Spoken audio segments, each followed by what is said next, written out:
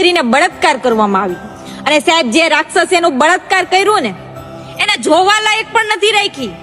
હવે કેટલી છે આવી રાક્ષસની પેદાશો।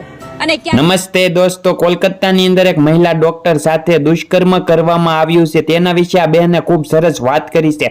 આગળ તમને આખો વિડીયો બતાવું તે પહેલા જણાવી દઉં, કોલકાતામાં મહિલા ડોક્ટર છે તેની સાથે ખૂબ જ તે 7-8 જણાએ દુષ્કર્મ કાર્ય કર્યું છે અને પછી તેને તડપાવીને મારી નાખી છે અને ઘણું બધું એવું તેને સહન કરીને મોત થયું છે। આગળ તમે વિડીયો જોવો તે બેન શું કહી રહ્યા છે, તમારા રૂવાડા ઉભા થઈ જાય। પછી વિડીયોને લાઈક કરો, પહેલા સાંભળો આ બેન શું કહે કે આપણા દેશને આઝાદી તો મળી ગઈ, પણ શું આ દેશમાં એક પણ બેન દીકરીઓ આઝાદ છે?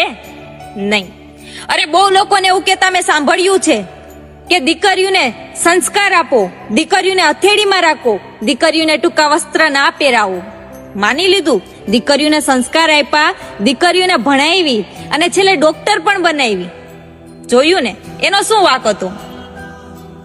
એનો શું વાક હતો? એને તો બીજાનો જીવ બચાવ્યો હતો ને, આજે એને જીવ ખોયો ને। હા મિત્રો, હું વાત કરું છું કલકત્તામાં થયેલી ઘટના વિશે, જેમાં એક દીકરીને બળાત્કાર કરવામાં આવી અને સાહેબ જે રાક્ષસે એનો બળાત્કાર કર્યો ને એને જોવા લાયક પણ નથી રાખી।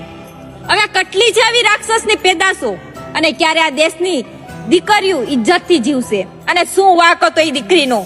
જીવ બચાવતી હતી, એ તો વાક નતો ને। હજી પણ હું તમને લોકોને કહીશ, આ વિડીયો બને ત્યાં સુધી બધી બહેનોને શેર કરો કે કદાચ સામે ગમે એવી રાક્ષસી પેદાશ કેમ આવી જાય, પણ બહેનો હાર ના માનો, સમયનો સામનો કરો અને હિંમત રાખો અને ચાલાક બનો, બરાબર? બાકી સરકારને તો હું કાંઈ નહીં કહીશ, કેમ કે આજકાલના થોડાક સાહેબ બળાત્કાર થાય।